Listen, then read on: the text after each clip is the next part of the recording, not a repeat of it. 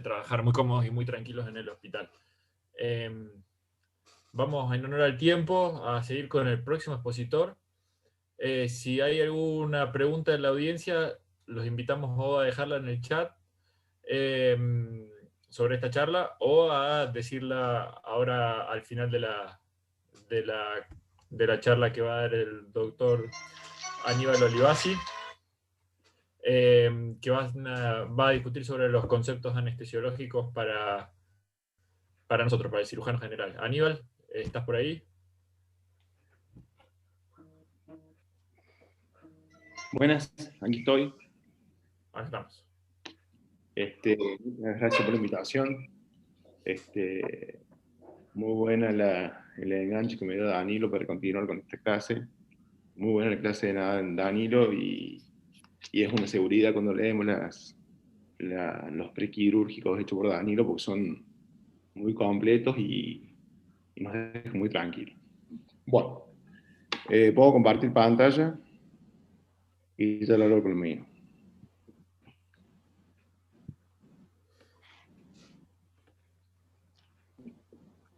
Perfecto. ¿Se ve ahí? Se ve perfecto, Aníbal. Bueno, gracias Franco por la invitación. Vamos a intentar de resumir en unas pocas diapositivas lo que hacemos generalmente en la anestesia, cuál es la clasificación. Cada uno de los temas es para abordarlo profundamente, pero vamos a intentar de estratificarlos de alguna manera, si ustedes lo pueden tener en claro.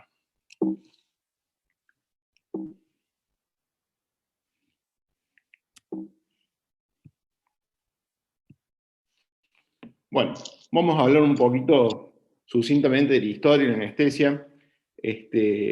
Por los años quinto antes de Cristo, con Hipócrates, se usaban esponjas soporíferas de opio, mandago, vereño, para poder dar algún tipo de anestesia o calmar las dolencias de los pacientes, hacer primitivamente algún tipo de intervención. Aníbal, perdón, ¿qué onda?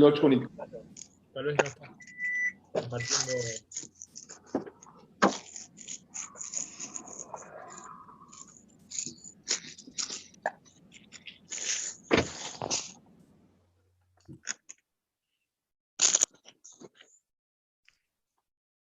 ¿Estamos ok?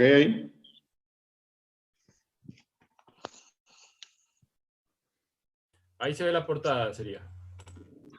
Perfecto.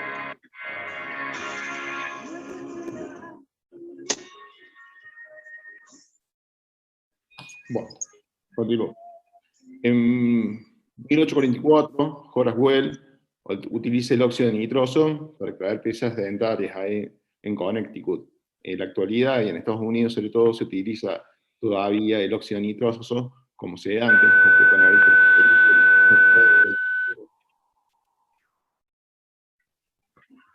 Bueno, la primera anestesia se le celebra el 16 de octubre, por eso el 16 de octubre es el Día del Anestesiólogo de 1946, que se realiza el primer acto anestésico.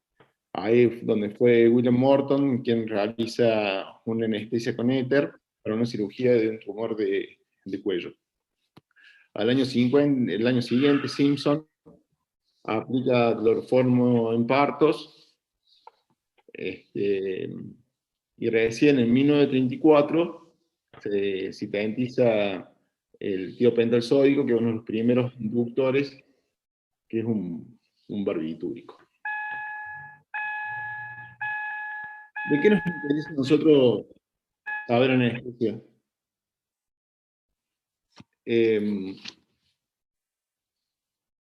Si no sos anestesiólogo. Si vas a seguir una especialidad quirúrgica, deben saber, de acuerdo a la técnica, de realizar el tipo de anestesia que recibe el paciente. Si van a seguir una especialidad clínica, deben saber qué tipo de anestesia recibe el paciente, para que cuando llegue a la sala tengan noción de síntomas y signos que puede presentar en la misma.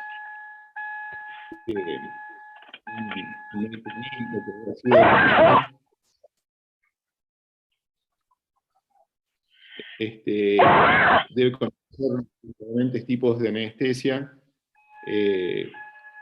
para saber Aníbal, cuáles son las complicaciones. per- Sí, perdón, Aníbal, te escuchamos perfecto, pero sigue tildada la pantalla.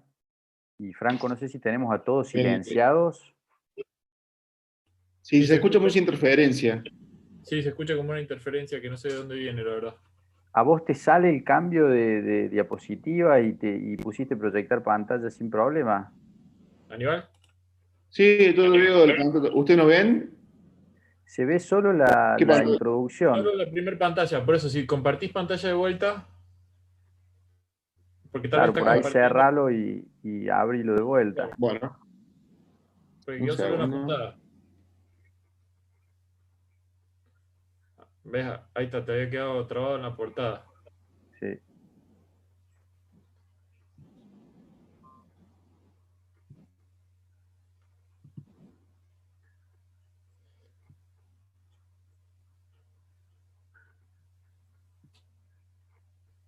Ahí se ve. Sí, Ahora sí. Ahí está perfecto. ¿Sí? ahora sí se ve todo. Bueno, bueno, continuando con el... eh, si van a realizar valoraciones prequirúrgicas, deben saber los riesgos y el tipo de estudio que van a requerir para completar la misma. Entonces, todos deberíamos saber estas nociones básicas de lo que es la anestesia. Nos presentamos ante un problema que en la carrera de grado no se dan conceptos básicos ni se aborda nunca el momento de la anestesia, más allá de algún capítulo perdido en la materia de cirugía general. Por ende, los conocimientos del médico en general de anestesia es ínfima o nula. Ahora nosotros en el IUSC hay una cátedra que es una optativa que se dan conocimientos básicos de anestesia. ¿Sí? ¿Cuáles son las funciones del anestesiólogo? La entrevista preanestesia. Esta entrevista tanto se puede hacer en la sala de entrevista preanestésico o la charla que uno tiene previa con el paciente, que es lo que debemos indagar principalmente. Establecer riesgos quirúrgicos postoperatorios, ASA, definir dificultades de vía aérea, valores anatómicos, prolongos centrales, periféricos, cotejar ayuno. En cuanto a los ayunos, siempre se generan dudas, de hecho hay muchas guías, pero las más acertadas, por las guías de la ASA, que es la Sociedad Americana, sabemos que son 2 horas para líquidos, 6 horas para sólidos y 8 horas para aquellos alimentos que son ricos en grasas y de diferente digestión. Cuando hablamos de 2 horas para líquidos, son líquidos claros, ¿sí? Si ahora ese líquido es una infusión con leche que tiene grasa, se debe esperar 6 horas. Con esto se debe ser tajante y solo se puede dejar pasar el ayuno cuando la cirugía lo requiere. Si no, es importantísimo esperar el ayuno porque el riesgo de broncoaspiración, síndrome de Mendelssohn, etcétera, es altísimo. Así que las propuestas de los residentes, si lo podemos pasar antes, y las suspicacias deben ser dejadas de lado y remarcar en la seguridad del paciente en este hecho.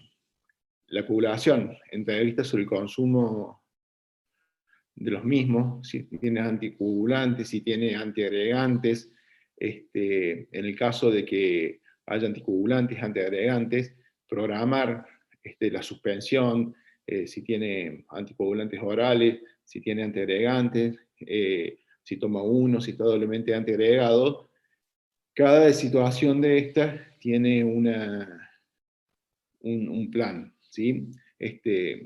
A modo de ejemplo, si viene con anticoagulantes orales por alguna patología valvular cardíaca, se hace lo que es el bridging, se deja 5 días los anticoagulantes, que son el tiempo de vida media de los factores en los cuales interviene, se hace el bridging con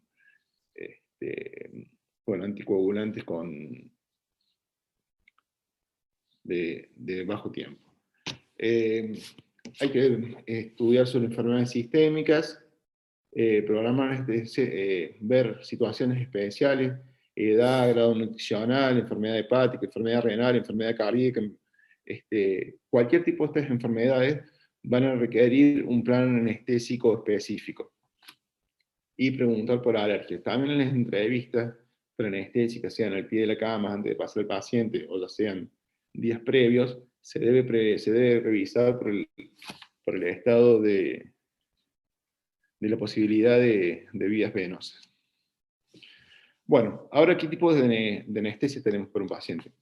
Tenemos anestesia local, tópicas o por infiltración, que por ahí son las que ustedes pueden realizar, y que vamos a tener un apartado de esto. Después pueden ser anestesias regionales, pueden ser tronculares, cuando es de un solo nervio, plexuales, raquídeas, intratecal, peridurales o epidurales, que son sinónimos. Después tenemos pseudoanalgesia. Dentro de la pseudoanalgesia tenemos diferentes niveles. Tenemos lo que es la sedación consciente, cuando a un paciente solamente lo sedamos para algún procedimiento corto, o para pacientes fóbicos, cuando se hacen algún tipo de estudio, para procesos odontológicos, sedaciones moderadas, y después ya sedaciones profundas. ¿Cuál es la diferencia entre la sedación y la anestesia general? En la sedación no se produce instrumentación de la vía aérea y no se produce relajación muscular. Después tenemos una anestesia general. Dentro de la anestesia general, vamos a definir qué es lo que es brevemente anestesia. Es la ausencia o utilización de sensaciones, que es lo que debemos de diferenciar de analgesia, que es ausencia o abolición del dolor. ¿Cuáles son las características de la anestesia general? Se produce depresión del sistema nervioso central, se produce un estado reversible de la conciencia, bloqueo ante la reactividad de estímulos dolorosos, bloqueo de reflejos somáticos y vegetativos, se maneja la amnesia y también la inmovilización. Los anestésicos generales son fármacos peligrosos con índice terapéutico muy estrecho que requieren de un cuidado en su administración. Si ustedes recuerdan algunos conceptos de farmacología, hablamos del índice terapéutico. ¿Qué significa que tiene el índice terapéutico? Entre la dosis efectiva y la dosis tóxica, tiene una brecha muy corta. Por ende, estos anestésicos hay que manejarlos con mucho cuidado. Los anestésicos de por sí, hay una anestesia, pueden cumplir varias funciones. Aquí vamos, que pueden hacer hipnosis, cierto grado de relajación muscular, hasta algunos pueden tener algunas condiciones analgésicas, pero nosotros hacemos combinación de medicaciones por el hecho de que disminuimos el riesgo de cada una. Entonces, los anestésicos, la anestesia general, vamos a tener que tratar de manera particular y por separada los diferentes parámetros. O sea, por un lado la hipnosis, por otro lado la analgesia, y por otro lado la relajación muscular. En cuanto al hecho de que el doctor no se va a pasar de anestesia, no es un concepto de que la anestesia no es una sola, sino que es una mezcla de drogas y de técnicas. Entonces uno no puede pasarse como si fuera una medida racémica para cada paciente. Dentro de la anestesia general principalmente tenemos dos grupos, que tenemos el TIVA y la anestesia balanceada. ¿Qué es lo que es el TIVA? El TIVA es la anestesia total intravenosa, en la cual no se utilizan gases, sino que se utilizan drogas, todo por administración endovenosa. Esta, por las características, tiene menor incidencia de náuseas y vómitos, la dosificación es acorde a parámetros antropométricos.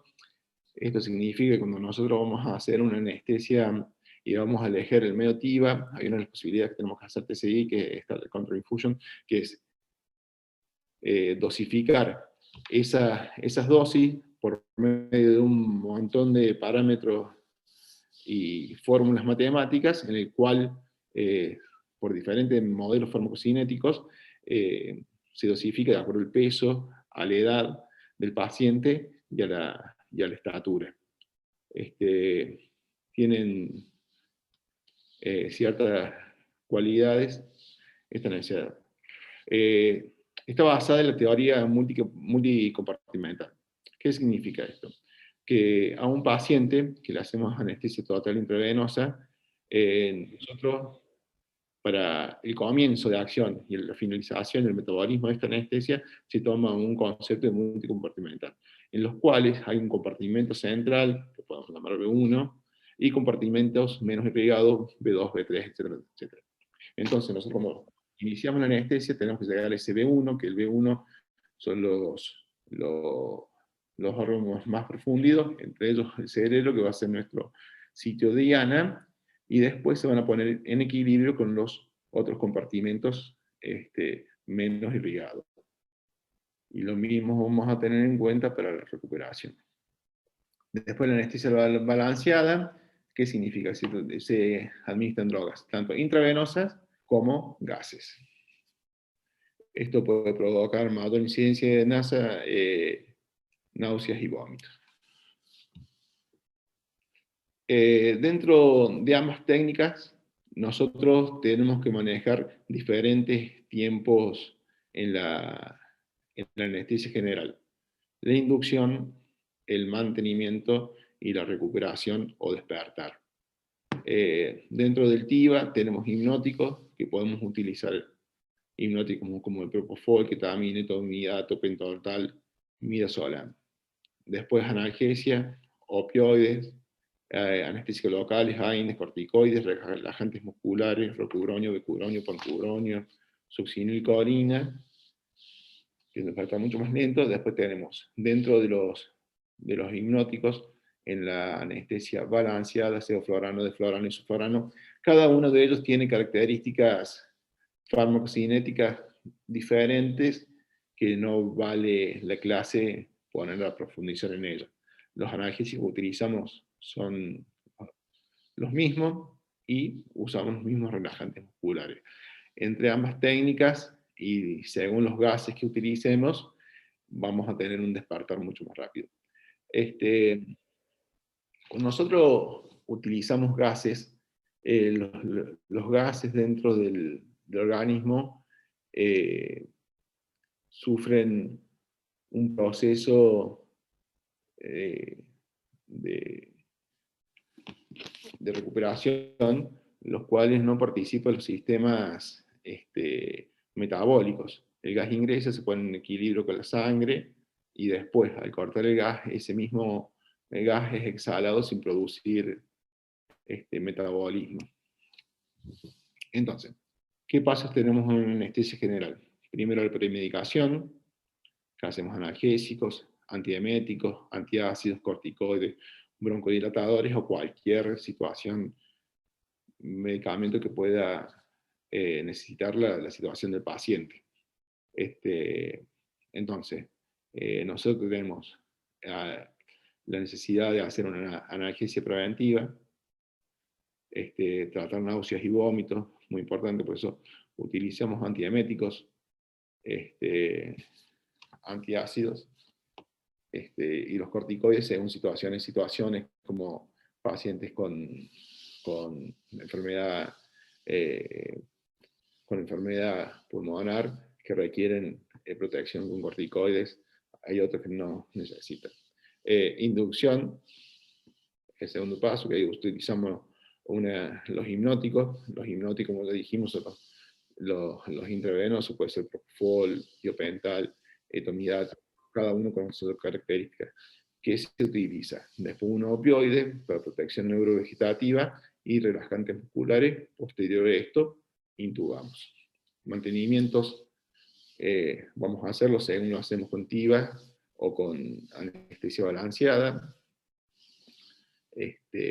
Utilizamos opioides para el mantenimiento, para mantener la analgesia, como dijimos, que va apartada de lo que es la hipnosis, y después utilizamos relajantes musculares, que puede ser que usemos el mantenimiento o que reforcemos la dosis de relajante muscular en la misma. Dentro de la anestesia general, nosotros vamos a tener coadyuvantes, ¿sí? Esos coadyuvantes sirven para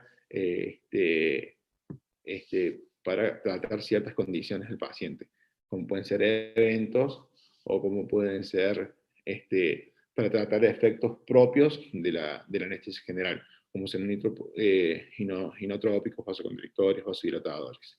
De por sí, la anestesia general produce gran vasodilatación, produce disminución del gasto cardíaco, por ende nosotros tenemos que tratar los efectos adversos sin descuidar el plano del paciente. Por eso van a ver que frecuentemente en una cirugía tenemos infusión de vasoactivos. La recuperación se produce por el cese de drogas anestésicas. Entonces, nosotros hacemos una anestesia general. ¿Cómo se produce la recuperación del paciente? Cerramos nuestro anestésico local, ya sea por infusión de drogas, sea por gases, y se va a la recuperación espontánea. Esas drogas se van a metabolizar en hígado o por esteresis plasmática, según corresponde el metabolismo, y los gases se van a eliminar por diferencias de presiones. Cuidados post-anestésicos, vamos a hacer analgesia, antiemético, bloqueos, etc. Bueno, vamos a ver un poquito acá qué efectos tiene la anestesia general. Tiene efectos hemodinámicos, principalmente disminución de la tensión arterial por vasodilatación, como les decía, depresión de miocardio, disminución del control de vasoreceptores, disminución del tono simpático central. Por ende, al tener nosotros cierta evolución de los vasoreceptores, tenemos que tener cuidado porque no van a existir respuestas taquicárdicas o bradicárdicas como pueden existir con las diferentes acciones vasodilatadoras. Las vías respiratorias y digestivas, disminución del impulso ventilatorio. Por eso una vez que nosotros inducimos a un paciente, los tenemos que ventilar de inmediato con oxígeno al 100% porque pierden el reflejo ventilatorio. Disminución del reflejo nauseoso, disminución de estímulo operatorio, disminución del esfínter esofágico inferior. Esta disminución del esfínter esofágico inferior es por lo cual nosotros siempre requerimos del alumno, porque con esto puede pasar el contenido del estómago a los pulmones. Recuerden que el vómito es producido por un acto de músculos voluntarios, que lo estamos disminuyendo con la relajación muscular, pero la regurgitación se produce por musculatura fina, visceral. Así que por eso es tan importante que tengamos nosotros el estómago vacío. Y acá hay que tener en cuenta también las diferentes patologías que nos retardan vaciado gástrico, como son los pacientes obesos, como son los pacientes con diabéticos, con ciertas disautonomías, en los cuales nosotros tenemos que tener conductas a la hora de la intubación para que ese contenido gástrico no nos regurgite. Entonces podemos hacer maniobras de intubación rápidas, técnicas de presión cricoidea, etcétera, etcétera, como ustedes lo habrán visto en su práctica, que nosotros sabemos requerir de su ayuda ante una intubación dificultosa. Hipotermia. Este es un capítulo importante de la anestesia general y del mantenimiento, porque los pacientes se produce mucha hipotermia. ¿Por qué se produce la hipotermia? Porque se produce una vasodilatación general por el efecto de los analgésicos, disminución de la temperatura central y disminución del consumo de oxígeno. Por ende, el paciente anestesiado no tiene posibilidades de activar sus centros reguladores de temperatura, como son aumento de consumo de oxígeno, el tiritar, estar relajados muscularmente. Por eso nosotros tenemos que llevar medidas para mantener la temperatura corporal del paciente. Por eso, sobre todo cuando son cirugías que duran más de 2 horas. Por eso nos valemos de métodos físicos de convección, como es el Verhager, que es un colchón de aire caliente. Después tenemos la necesidad de poner líquidos calientes. Contamos también con con otra patología que son el hotline, el hospital o lo que era el Ranger, que no son más que un sistema de calentamiento de los líquidos infundidos por un sistema de serpentina y resistencia, o por convección de líquido caliente que le transfieren el líquido del cual estamos infundiendo. Por estos infusores podemos no solo infundir líquidos para el mantenimiento del paciente, sino también que podemos infundir derivados hematológicos a la hora de resucitación. Entonces es muy importante la hipotermia. Porque ¿qué pasa con la hipotermia? Porque nosotros tenemos hipotermia, entramos en acidosis, disminuye la perfusión, disminuye la sensibilidad de las drogas en un medio ácido. Los inotrópicos no actúan. Después tenemos imposibilidad o tenemos dificultad de la coagulación y se hace todo una espiral. Por eso hay que tender a mantener la temperatura de los pacientes. Recuerden que además de todo esto, cuando son cirugías abiertas o cirugías por video muy largas en las cuales el dióxido no es calentado, se produce mucha pérdida de calor por la incisión. Náuseas y vómitos produce la anestesia de por sí. Las náuseas y vómitos se van a producir principalmente por tres cosas: por el paciente, por el tipo de cirugía y por el tipo de anestesia. Hay pacientes que tienen más predisposición a vomitar. Las cirugías abdominales y sobre todo las cirugías donde se manipulan las vísceras generalmente tienen más tendencias a náuseas y vómitos, la cirugía bariátrica. Por eso, en este tipo de cirugía donde nosotros tenemos que hacer más hincapié en evitar los vómitos. Podemos elegir técnicas de TIVA que producen menos vómito, podemos utilizar el arsenal farmacológico que tenemos. Taquicardia y hipertensión, bueno, es común al despertar del paciente por la reactivación simpática, por el dolor, y depresión respiratoria, puede ser por el bloqueo de relajantes musculares residual o por renarcotización. Bueno, eso de la renarcotización se veía antes, cuando utilizamos fármacos que eran mucho más liposolubles. Entonces, el paciente, cuando se movían de los músculos y de la grasa, pasaban los fármacos de vuelta al torrente y se veían ciertas renarcotizaciones, sobre todo en las salas de recuperación. Bueno, acá tenemos algo que a ustedes les encanta pedir, que es el relajante muscular. Y de hecho, está muy bien que así lo hagan. ¿Qué es lo que es los relajantes musculares? Son un grupo de medicamentos que producen bloqueo de la placa neuromuscular. Se clasifican en despolarizantes y no despolarizantes, si se acuerdan de aquel paso por farmacología.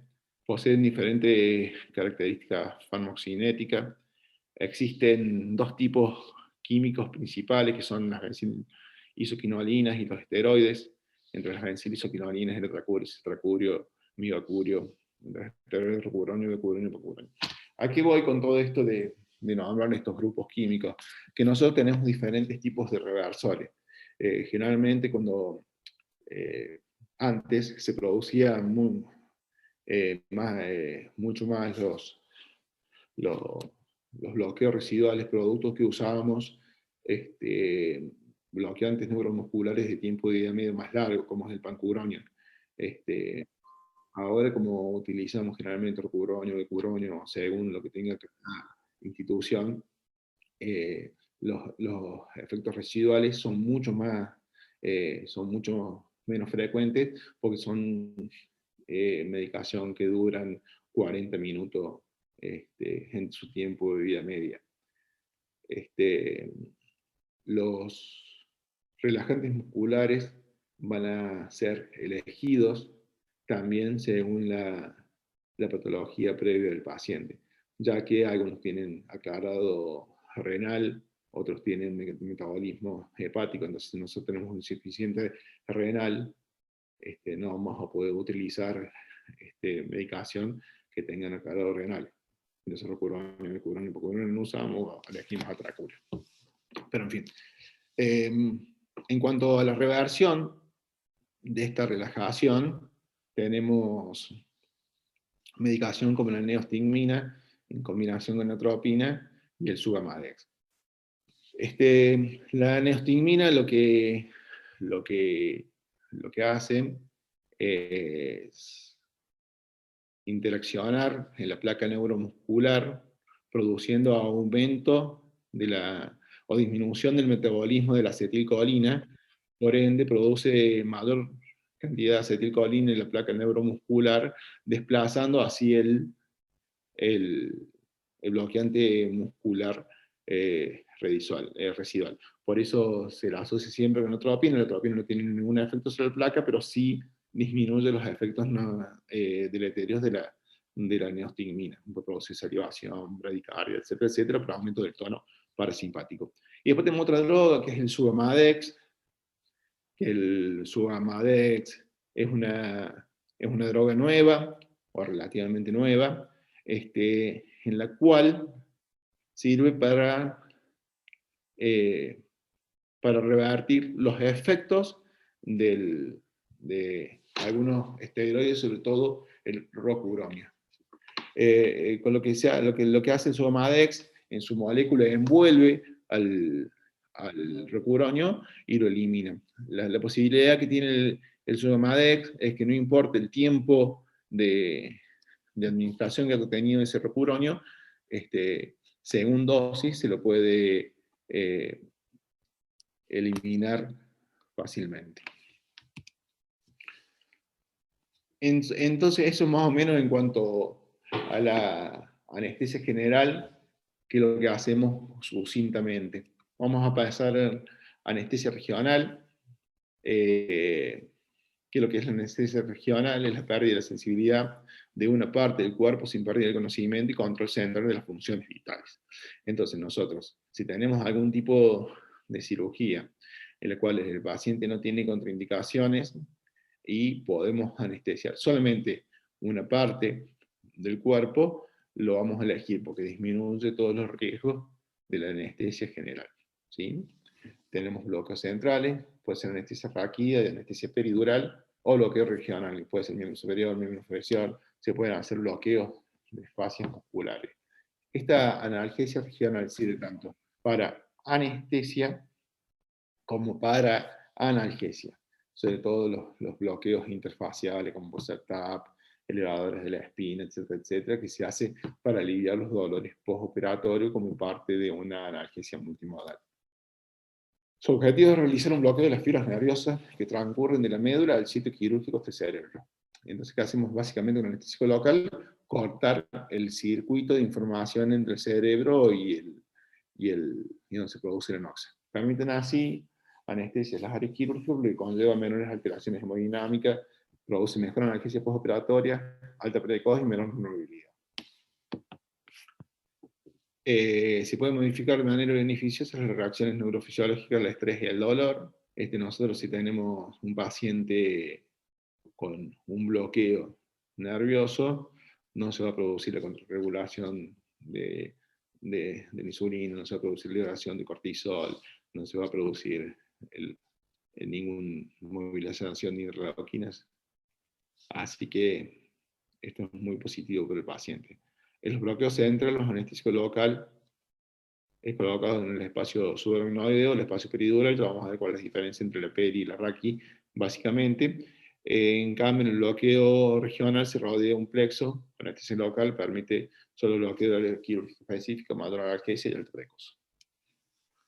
Bueno, bloqueos centrales, vamos a ver cuál es la diferencia entre la raqui y la peridural sucintamente. Utiliza dosis más baja de anestésico local, se coloca el anestésico local dentro del espacio intratecal. El sitio de punción es entre L3 y L4, anestesia de no más de 3 horas, para procedimientos de los bajos, perineales y miembros inferiores. También por vía raquídea, lo que vamos a hacer es inyectar morfina esa morfina para darle analgesia postoperatoria en pacientes con cirugía abdominal o torácica, dependiendo de las dosis. Lo que tiene la morfina intrarraquídea, que te da una analgesia entre 18 y 24 horas, pero hay que tener mucho cuidado por el control, porque hacen los picos de acción en las 6 horas, producto de la migración rostral, y puede producir depresión vulvar. Entonces, los pacientes que tenemos con raquídea, con morfina, hay que tenerlos muy controlados, sobre todo la frecuencia respiratoria y el hecho de no tener depresiones respiratorias. La peridural utiliza dosis altas de anestésico local. Se coloca el anestésico local en el espacio peridural. El espacio peridural es el que está previo a la dura madre entre el ligamento del marido y la dura madre, el sitio de punción de acuerdo al nivel de cirugía que va a ser sometido. Lo que tiene la anestesia peridural es que nosotros podemos ser más segmentarios, producto de que podemos hacerlo a través de todo el neuroeje. En cambio, el raquídeo lo podemos hacer entre L3 y L4, producto de que ese nivel está el feeling terminal. Si no, más arriba tenemos la posibilidad de pinchar la médula en sí. El sitio es de acuerdo a como dijimos, la anestesia se prolonga a través de la posibilidad de colocar catéter por procedimientos torácicos abdominales. Lo que tiene la anestesia peridural, que hoy por hoy no se utiliza como método anestésico, sino como método analgésico, pudiendo dejar un catéter peridural y siendo uno de los mejores analgésicos que podemos proveer. Hablando un poco de anestésicos locales, los anestésicos locales son medicamentos que tienen dos fases, una hidrofílica y una lipofílica.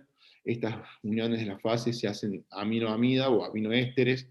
Los anestésicos locales se descubrieron a través del uso de la cocaína. La cocaína se veía que cuando se la consumía, sobre todo en hoja de coca, en los indígenas producía adormecimiento de la lengua. Aparte de esto se sintetizó la cocaína, o se extrajo la cocaína, como primer anestésico local, bueno, que después se dio su uso lúdico, y después dentro del grupo tenemos tetracaína, benzocaína, procaína. Y después tenemos las aminamidas, que tenemos la lidocaína, mepivacaína, bupivacaína, etidocaína, ropivacaína y pirocarpina. ¿Cuál es la diferencia que tienen todos los anestésicos locales? Sobre todo la farmacocinética y la duración del bloqueo en sí y el aclaramiento. Acciones de los anestésicos locales puede actuar sobre cualquier fibra nerviosa o cualquier estructura excitable del organismo, produciendo parálisis sensorial como motora. Actúa sobre los canales de sodio, voltaje dependiente, bloqueo de la esterilización y conducción. Cuanto más activos estén los canales, mayor bloqueo se va a producir. En general, las fibras amielínicas y cortas sensitivas son más sensibles que las gruesas y largas, que son las fibras motoras. El anestésico local, cuando tengan, cuanto más finita es la fibra, mayor acción va a tener y una acción mucho más rápida. Recuerden que las fibras motoras son las fibras más gruesas, con más mielina, y por ende la integración del bloqueo va a ser mucho más tardía, va a necesitar mucho mayor dosis. Tras la administración de un anestésico local, se pierde primero la sensación de dolorosa, la sensación frío, calor, tacto y presión profunda, y la acción motora. Previo a eso también se produce el bloqueo simpático, por eso primero aquí tienen vasodilatación, después van a tener desaparición del dolor, después van a tener disminución de la sensación frío-calor, tacto y presión profunda, que a veces no desaparecen según el nivel de bloqueo, y van a tener la acción motora por último, y dependiendo del perfil de cada anestésico local que utilicen. Bueno, cuando tenemos 12 horas. anestésicos locales, hay que tener cuidado con la intoxicación y se pasan a vía sistémica. Dentro de los efectos del sistema nervioso tenemos efectos de estimulación, primero, que es el proceso de estimulación se producen por inhibición de las neuronas inhibitoras. Entonces, pueden tener inquietud, temblor, pueden tener cuadros convulsivos. Progresivamente estos cuadros de depresión pueden llegar al colapso e inhibición de centros vitales. Ahí se produce la depresión respiratoria y la depresión cardíaca.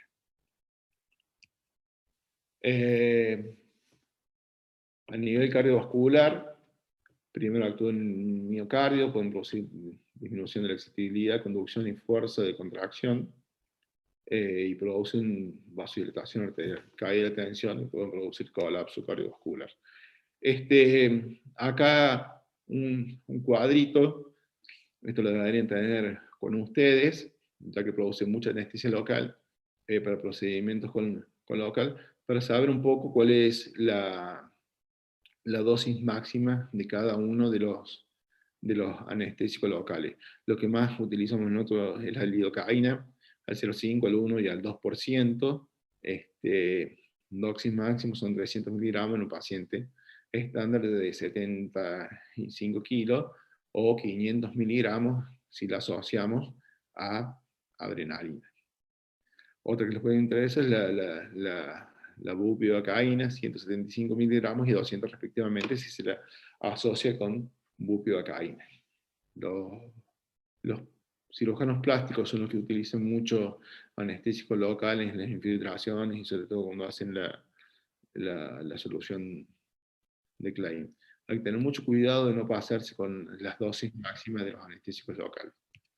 De todos modos, si nosotros tenemos algún tipo de intoxicación local con los anestésicos locales, ya sea,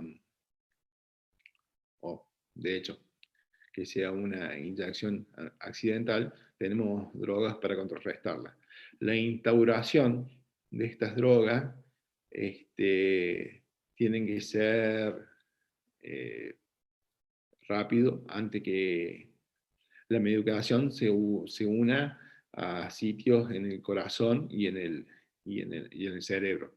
¿Sí? Lo que te hace el intralipid, que no es más que la droga o la medicación que se utiliza para pasar lípidos parenterales, producen un englomamiento del anestésico local y de esta manera eliminarlo cuando están en el torrente sanguíneo.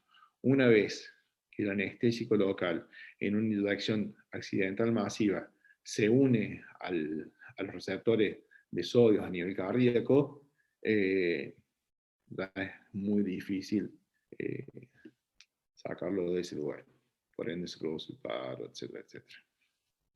En cuanto a los bloqueos centrales, dijimos que tenemos peridurales y raquídeos. Esto es un esquema para que ustedes puedan comprender a dónde va una y dónde va otra. Nosotros desde superficial a profundo tenemos la piel, tenemos los ligamentos interóseo, supraespinoso, el interespinoso, tenemos el ligamento amarillo, y entre el ligamento amarillo y la dura madre, ahí va a ir la anestesia epidural. La anestesia epidural va a producir bloqueo de las raíces nerviosas. Por ende, tardan 15-20 minutos en instaurarse.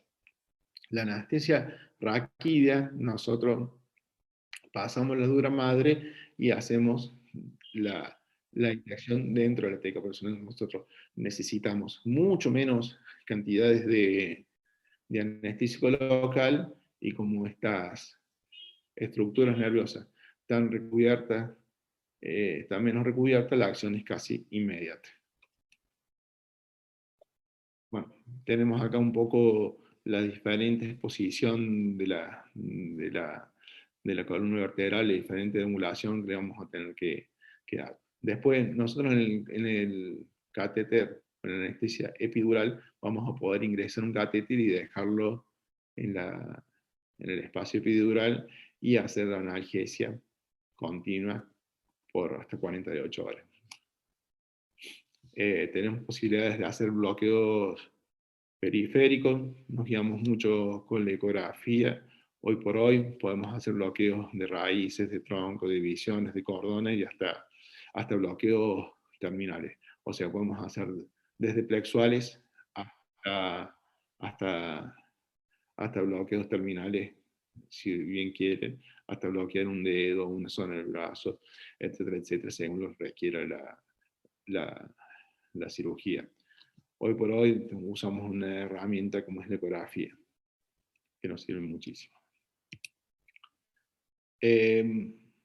Un poco el monitoreo que utilizamos nosotros, ese monitoreo va a estar dado según la necesidad y la magnitud de la cirugía. Lo que sí es necesario para cualquier tipo de cirugía básica es el saturímetro, la cardioscopía y la tensión arterial. A medida que las cirugías se van complejizando, podemos utilizar arterias invasivas, podemos utilizar, como en este caso que se ve acá, invasiones o cateterismo de la arteria pulmonar con Song-Gan. Tenemos diferentes monitoreos para el nivel de conciencia, como es el BIS. ¿Por qué es tan importante monitorizar el nivel de conciencia? Sabemos que en pacientes ancianos, sobre todo, en la alta producción de delirio, si nosotros solo dosificamos los anestésicos generales. Después tenemos otro monitor acá, como es el RUT, que nos da parámetros hemodinámicos no invasivos. Y de ahí podemos ir poniendo diferentes tipos de monitores. Un poco lo que es nuestro carro de anestesia, las diferentes palas que tenemos, y no me quiero videolaringoscopio, bombas de infusión, bueno, un poco de dolor postquirúrgico es parte de nuestra función, pero hemos agotado el tiempo. Muchas gracias. ¿Preguntas? Bueno, Aníbal, antes de abrir el comentario a la audiencia, te agradecemos muchísimo por tu participación. Aníbal, tuvo la verdad muy poco tiempo para preparar la clase, tuvimos una contingencia y estuvo ahí al pie del cañón para apoyarnos en esta exposición, así que muy agradecidos con tu colaboración, como siempre. Y excelente por poder bajar, digamos, a un plano terrenal lo que hacen ustedes ahí en la cabecera. Fernando, ¿tenés algún comentario, pregunta? Sí, bueno, Aníbal, muchísimas gracias, igual que Franco y bueno, toda la comisión directiva. Aprovecho para mencionarlas porque no las habíamos mencionado, las secretarias, ¿no?, del curso, Diana Pantoja Pachajoa y María Emilia Muriel, que son las secretarias. Te agradecemos todo porque tuviste que salir al paso con esto en muy poco tiempo para armarlo, y la verdad que fue espectacular. Yo quiero hacer una pregunta que probablemente no te exceda en tu subespecialización anestésica, ojalá que no. Bueno, yo hago cirugía hepática y nosotros manejamos mucho la variación de la volemia, ¿no?, en la cirugía hepática, por esto del sangrado retrógrado, si tenemos la PVC muy alta. Y hay una corriente actual, no solo para la cirugía hepática, sino la gran cirugía abdominal, inclusive la torácica, de un poco ir desterrando este estándar de la vía central para medir la PVC y digamos, ajustar la volemia en los pacientes quirúrgicos por la variación de la presión de pulso, es decir, la variación sistólica arterial ante los cambios de la respiración. No sé si ustedes en el hospital privado lo usan, si sigue siendo el estándar para el manejo de la volemia en la vía central y la PVC, por esto del cuidado del glicocálix, la inflamación postquirúrgica y demás en estos cambios a veces súbitos de la volemia en pacientes quirúrgicos. Gracias, Aníbal. Bueno, perfecto. Yo justamente lo que más hago en el hospital es cirugía abdominal mator, cirugía hepática, trasplante hepático, etcétera, etcétera. Sí, el manejo de líquidos lo hacemos siempre guiado por objetivos, ¿sí? O intentamos hacerlo guiado por objetivos. ¿Cuáles son los predictores que tenemos nosotros del volumen del paciente? Sí, vamos a tener el BBS y también por otros monitores el volumen de variación, o sea, el volumen de la variación sistólica. En cuanto a la vía central, yo creo que uno de los pocos usos que le queda a la vía central es en la cirugía hepática, porque hay artículos y se ha demostrado que la disminución de la PBC es beneficiosa para el paciente para disminuir el sangrado, sobre todo en resecciones hepáticas. De hecho, nosotros intentamos mantener una PBC baja, ¿sí?, a expensas de controlar la presión con inotrópicos, para que el cirujano tenga menos sangrado dentro de las resecciones hepáticas. Una vez, y con esto, si da posibilidad, resignando el estado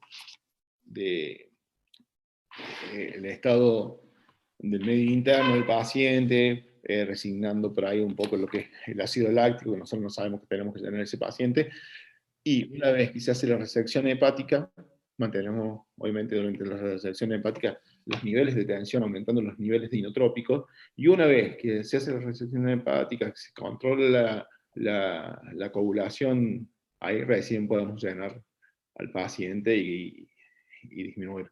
Por más que en esa resección hepática, obviamente el BBS nos va a dar por mator de 14.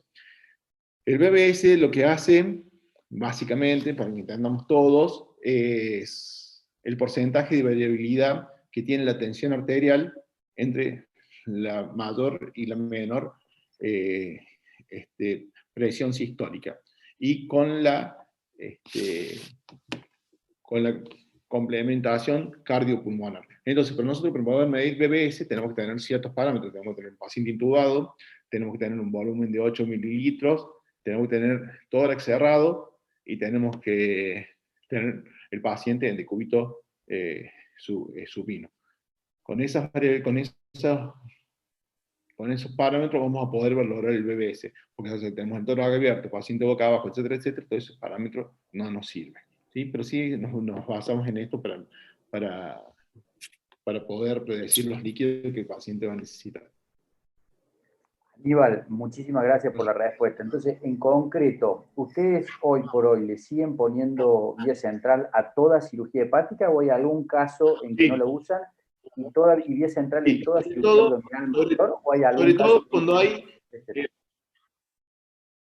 Sobre todo cuando hay metastasectomía o resecciones hepáticas, utilizamos la vía central para ver el estado de la volemia y sobre todo porque nos traduce la presión que puede tener la suprarrenal. También ahora nos estamos basando mucho en la ecocardiografía porque nosotros podemos ver el volumen de respuesta de la vena cava inferior, de las venas suprahepáticas, y ahí predecir de manera más fiable lo que es el estado de congestión hepática. Perfecto, perfecto. Gracias, Aníbal. Aníbal, tenemos una pregunta del doctor Matus. Bueno. Hola, doctor, ¿cómo le va? Franco, Fernando, hola Aníbal, excelente la exposición. ¿Cómo están? Yo quiero volver a un plano más terrenal, como dijo Franco. Cosas de la vida diaria, ¿no es cierto? Uno ha escuchado muchas situaciones porque uno siente como un fracaso personal si el paciente no es extubado y pasa intubado UTI, ¿no? No es fácil hablar con la familia, decir todo bien técnicamente, pero pasó intubado, vamos a ver la evolución, etc. Y uno ha escuchado una serie de argumentos, ¿no?, para no extubar a un paciente, desde horas de cirugías, en la madrugada, etc. ¿Cuáles son claramente, más allá de la inestabilidad hemodinámica, el cuadro de sepsis, el abdomen abierto, los parámetros que vos tenés para decir, mira, a este paciente lo voy a llevar a UTI intubado? Bueno, es una pregunta un tanto amplia, pero depende de varios factores. Muchos lo que vos dijiste, la inestabilidad hemodinámica, creo que es el principal factor que nosotros nos basamos. Pero después nos basamos mucho en tendencia de lo que es una cirugía, sobre todo una cirugía larga. No nos basamos en parámetros particulares. Digamos, no buscamos el valor del láctico, ni buscamos el valor de hemoglobina, sino cómo se ha ido desarrollando la cirugía y cómo han ido variando esos valores. Se dice que con un valor de láctico por encima de 4 lo podemos dejar, conviene dejarlo intubado, con menos de 4 extubarlo. Pero como te digo, nosotros evaluamos más la tendencia de ese paciente, porque así mismo podemos predecir cómo se va a comportar en el en el postoperatorio, porque en ningún sentido tiene que nosotros actuemos prematuramente en un paciente para que se sienta como el cirujano, la familia, etcétera, sino si ese paciente va a ser reintubado. Porque sabemos nosotros que las reintubaciones son mucho más peligrosas que las extubaciones tardías, ¿sí?